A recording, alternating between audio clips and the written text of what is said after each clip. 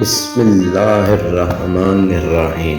صفا مروہ پہاڑی پر رکھے گئے دو بت جو عبرت کا نشان تھے، کیا ان کو کسی انسان نے تراشا تھا یا یہ کوئی انسان تھے اور ان سے کوئی ایسا گناہ کبیرہ سرزد ہوا تھا جس کے عوض اللہ تعالیٰ نے انہیں انسان سے پتھر بنایا؟ یہ لوگ کون تھے؟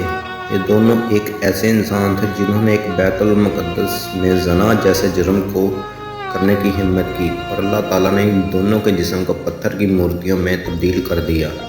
عصا بن یالا اور نیلا بنت زید دونوں قبیلہ بنو جہنم کے مرد اور زان تھے اور یمن شہر کے رہائشی تھے۔ نائلہ ہمیشہ فحش لباس پہن کر اپنے گھر سے باہر آتی اور بازار میں چلتی اور اس کے پیچھے ہمیشہ مردوں کی بھیڑ رہتی تھی۔ ہر مرد اس کے ساتھ تعلقات قائم کرنا چاہتا تھا۔ یہی منظر قبیلے کے سردار کے بیٹے نے دیکھا جس کا نام اوصاف تھا۔ وہ اس کی محبت میں مبتلا ہو گیا۔ اس دونوں میں اس قدر محبت انتہا پر تھی کہ ایک دن شیطان کے بہکاوے میں آ کر ان سے ایک ایسا گناہ کبیرہ سرزد ہوا کہ یہ زنا کرنے لگے اور اس جرم کو بار بار دہرانے لگے۔ زنا کرنے کے بعد یہ خوشی محسوس کرتے اور ان کو جب بھی اکیلے میں موقع ملتا یہ اس گناہ کو سرزد کرتے۔ لیکن ایک دن قبیلے والوں کو ان کی اس حرکت کا پتہ چلا تو انہوں نے ان دونوں کا آپس میں ملنا بند کر دیا۔ لیکن یہ کہاں باز آنے والے تھے؟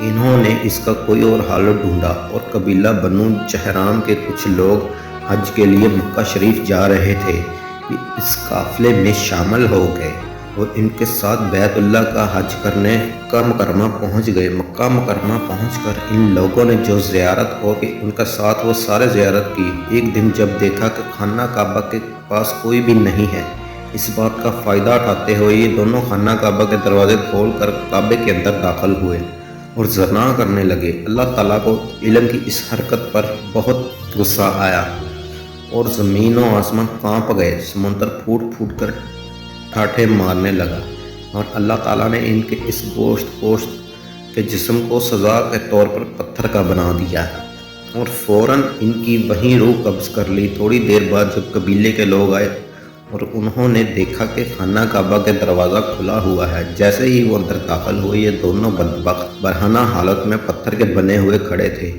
اور ان لوگوں نے ان پر لعنت بھیجی اور فوراً ان کو خانہ کعبہ سے نکال کر باہر زمین میں دیا۔ نشان عبرت کے طور پر کچھ عرصہ یہ وہیں رہے۔ بعد میں عرب کے لوگوں نے ایک صفا اور دوسری کو مروہ پہاڑی پر رکھ دیا اور یہ نشان عبرت ماننے لگے۔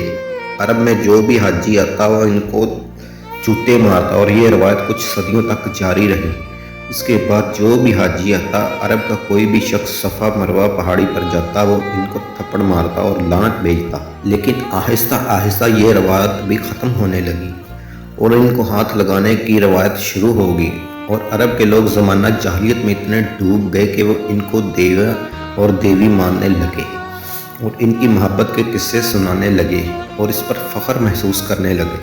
اکثر لوگ ان کے سامنے قربانی کرتے اور ان کی پوجا کرتے اور ان کی عبادت کرتے اور ان کی محبت کی داستان کے طور پر پیش کرنے لگے۔ ایک دفعہ حضرت زید بن حارث سے روایت ہے، وہ فرماتے ہیں کہ میں نے رسول اللہ صلی اللہ علیہ وسلم کے ساتھ مکہ مکرمہ حج کو پہنچا اور میں نے ایک بت کو ہاتھ لگایا۔ جب رسول اللہ صلی اللہ علیہ وسلم نے یہ منظر دیکھا تو انہوں نے مجھے سختی سے منع کیا اور اس کو ہاتھ مت لگاؤ، لیکن میں نے دل میں سوچا کہ ایک دفعہ ہاتھ لگا کر تو دیکھوں اگر ہوتا کیا ہے، اور جیسے ہی میں نے دوبارہ بت کو ہاتھ لگایا رسول اللہ صلی اللہ علیہ وسلم نے دوبارہ ڈانٹ کر مجھے منع کیا اور ان کو ہاتھ مت لگاؤ۔ میں قسم کھاتا ہوں کہ اس دن کے بعد میں نے کبھی کسی بت کو ہاتھ نہیں لگایا۔ رسول اللہ صلی اللہ علیہ وسلم نے اپنی زندگی میں کبھی کسی بت کو ہاتھ نہیں لگایا تھا۔